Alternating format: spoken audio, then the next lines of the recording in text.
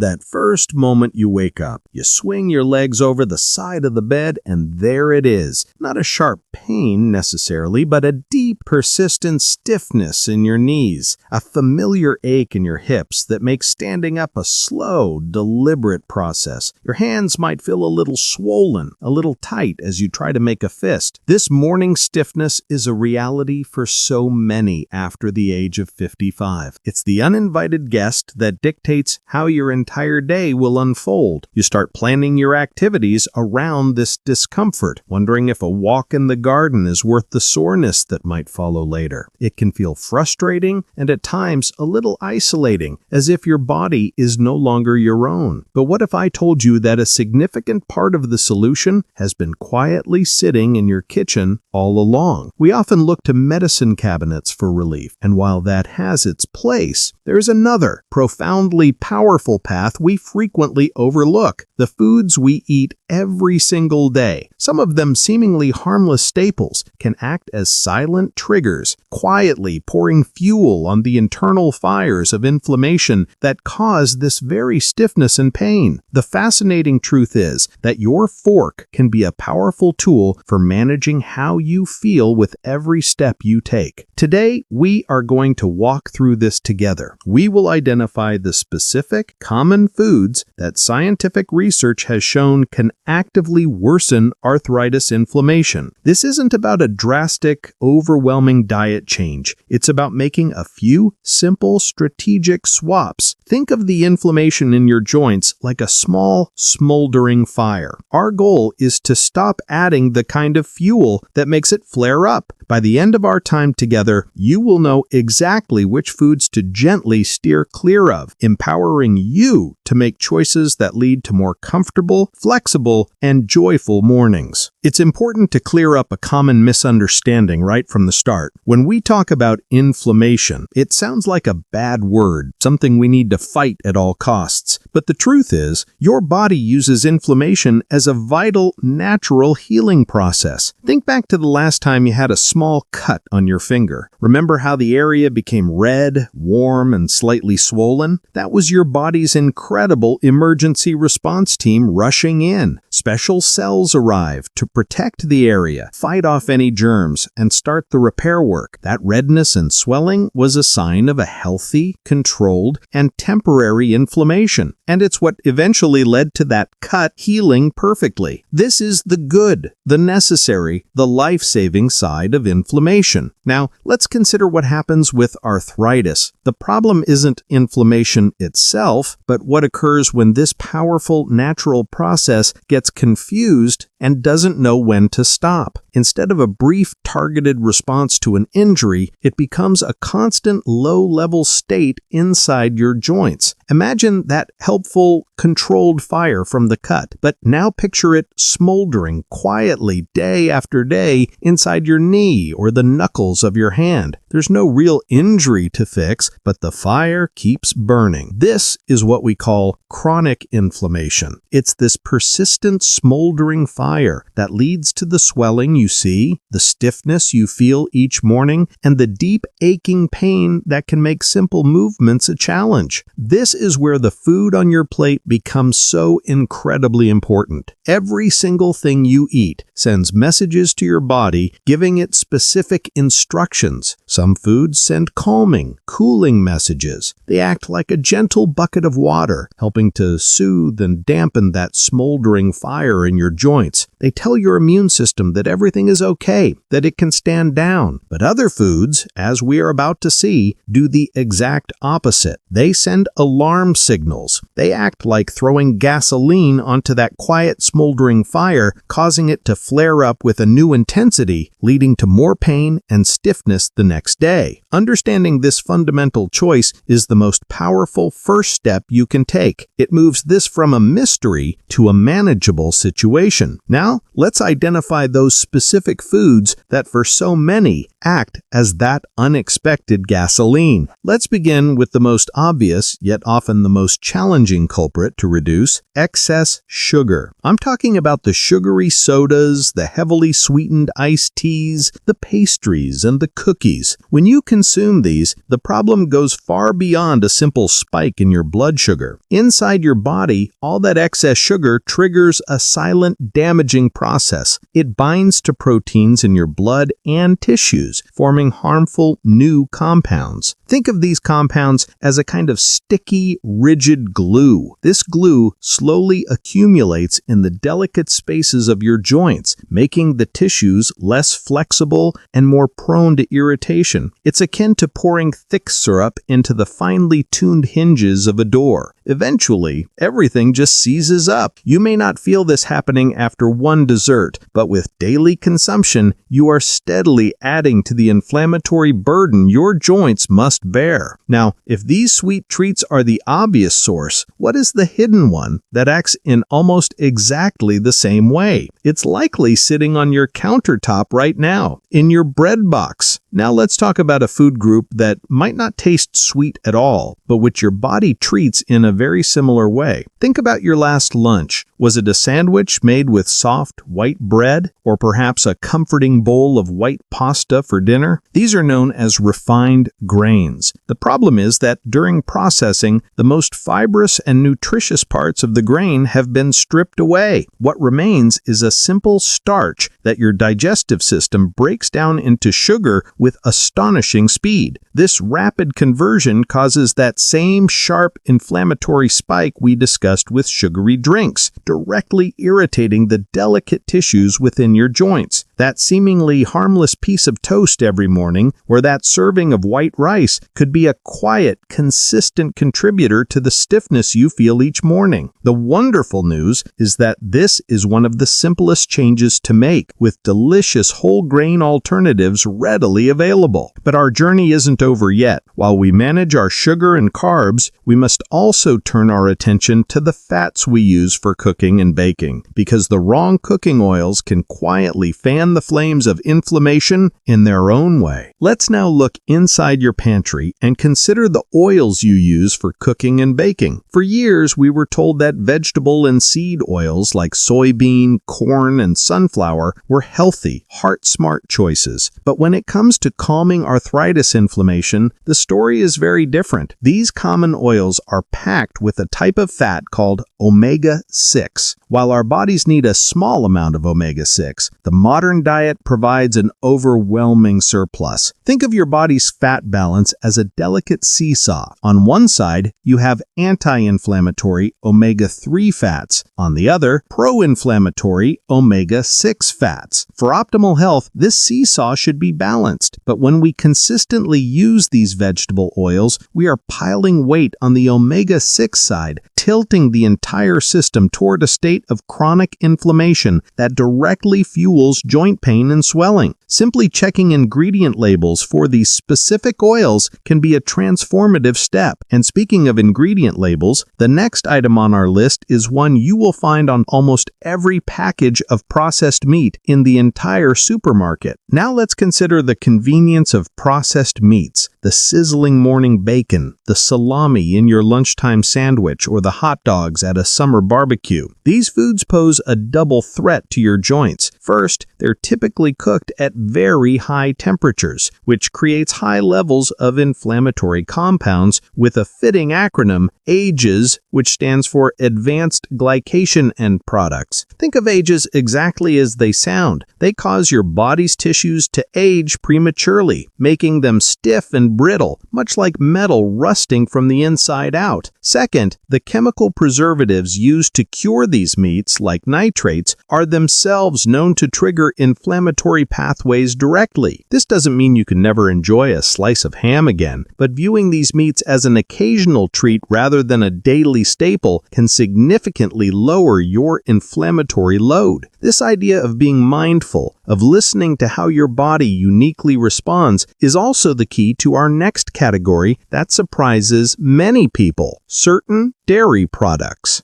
Dairy is a topic that requires a gentle and personal approach. For many people, milk, cheese, and yogurt are perfectly fine and a valuable source of calcium. But for a significant number of others, the specific proteins found in dairy, casein, and whey can be misinterpreted by the immune system. This isn't about lactose intolerance, which is a digestive issue. This is an immune response, where the body sees these proteins as a threat, launching a quiet attack that results in inflammation, often settling in the delicate tissues surrounding your joints and causing a noticeable flare-up in pain. How can you possibly know which category you fall into? The answer is more straightforward than any complex medical test. Become a detective for your own body. Simply try a 2-week period without any dairy at all. Pay close attention to your morning stiffness and your general achiness. Then reintroduce it and observe. You are the only one who can truly feel what happens inside, making you the best judge of what truly works for your unique body. Another common element of daily life that requires this same kind of personal observation is a relaxing evening habit many enjoy: a drink. Many of us enjoy a glass of wine or a beer in the evening to unwind, believing it helps us relax. But for the intricate systems inside your body, that alcohol signals the start of a demanding cleanup operation. Your liver, your body's master detoxifier and filtration plant, must immediately divert all its attention to processing that alcohol. This crucial organ is responsible for filtering out and neutralizing the very inflammatory compounds that contribute to your joint pain and stiffness.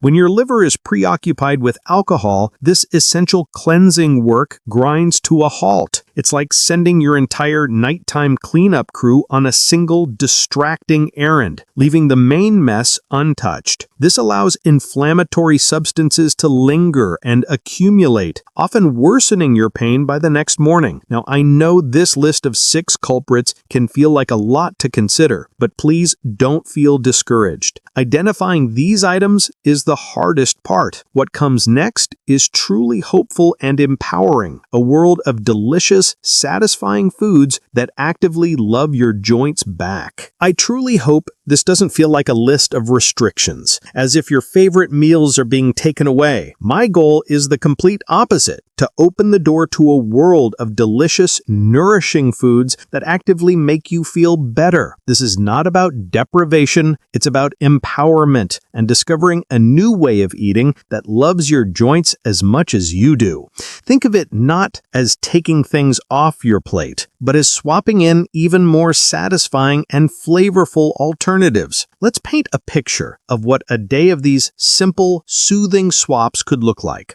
Imagine your breakfast. Instead of a bowl of sugary cereal that spikes your inflammation, picture a warm, comforting bowl of old-fashioned oatmeal. Stir in a handful of vibrant blueberries and a sprinkle of cinnamon. It's a meal that stabilizes your energy and provides powerful antioxidants to calm joint irritation. For lunch, rather than a sandwich on soft, refined white bread, you choose a slice of robust, chewy whole grain or naturally fermented sourdough. You top it with grilled chicken breast or flaky tuna mixed with a little olive oil-based mayonnaise. The complex carbohydrates and lean protein provide sustained energy without the inflammatory crash. When it's time to cook dinner, you reach for a bottle of golden extra virgin olive oil or buttery avocado oil instead of that processed vegetable oil. You use it to saute colorful bell peppers and onions, perhaps to roast a beautiful piece of salmon, rich in anti-inflammatory omega-3s. The flavor is so much richer and more profound, and when a craving for something savory strikes, you bypass the processed salami and instead enjoy a few slices of roasted turkey or a hard-boiled egg. Each one of these choices is a conscious, positive step. It's a gentle message you send to to your body, telling it you are ready to calm the inflammation and support your joints. You are not missing out. You are trading up. And to make this new way of eating effortlessly simple, let me give you a foolproof 3-step guide you can use to build your perfect anti-arthritis plate for any meal of the day. Let's make this beautifully simple. I want you to forget about counting calories, weighing food, or understanding complex nutrition terms. The most effective strategy is also the easiest to remember. For every single meal, breakfast, lunch, and dinner, I want you to simply visualize your dinner plate. This plate will be your guide, your visual map to a meal that actively fights inflammation. It's divided into 3 distinct sections, and once you see it in your mind, you'll never have to wonder if you're eating right again. This method takes all the guesswork out of nourishing your joints. Here is your first and most important step. Look at your plate and mentally divide it in half. This entire generous half should be filled with a vibrant variety of colorful, non-starchy vegetables. Think of deep leafy greens like spinach or kale, crunchy broccoli florets, brightly colored bell peppers, carrots, and zucchini. These vegetables are powerhouses of antioxidants and phytochemicals, which are nature's own direct antidotes to inflammation. They provide the essential vitamins and minerals your body uses for repair without spiking your blood sugar. The more color you can pack onto this half of your plate, the better. Now look at the remaining half of your plate and divide it mentally into 2 equal quarters. The first quarter is for your lean protein. This is the building block for strong muscles, which are essential for supporting and stabilizing your joints. Wonderful choices include a baked salmon fillet, a grilled chicken breast, turkey, eggs, or plant-based proteins like lentils or chickpeas. This portion provides lasting strength without unhealthy fats. The final quarter of your plate is for a high-fiber complex carbohydrate. This is your energy source, but it's a slow-burning one that won't cause inflammatory spikes. Excellent options are quinoa, brown rice, a small sweet potato, or beans. Finally, as a finishing touch, drizzle the entire plate with a tablespoon of extra virgin olive oil. This adds a delicious flavor and provides a direct dose of anti-inflammatory fats. This is not a restrictive diet. It is a sustainable, satisfying way of eating that ensures you are consistently giving your body the precise tools it needs to calm inflammation from within every single day. Always remember, the power to influence how you feel each day rests significantly in your hands. By gently avoiding those 6 inflammatory foods and welcoming the delicious, soothing swaps we've explored, you are making a conscious choice. You are choosing a path that leads away from stiffness and toward more comfortable, fluid movement. This journey is not about achieving a perfect diet overnight. It is about consistent, gentle progress. Every positive meal, every thoughtful swap is a meaningful step. It's a step toward a morning with less ache, an afternoon with more vitality, and a future where your focus can return to the life you love free from the constant shadow of pain. You have the knowledge and the ability to make this change. Trust in that. With every easier, more graceful step you take, your joints will quietly express their gratitude.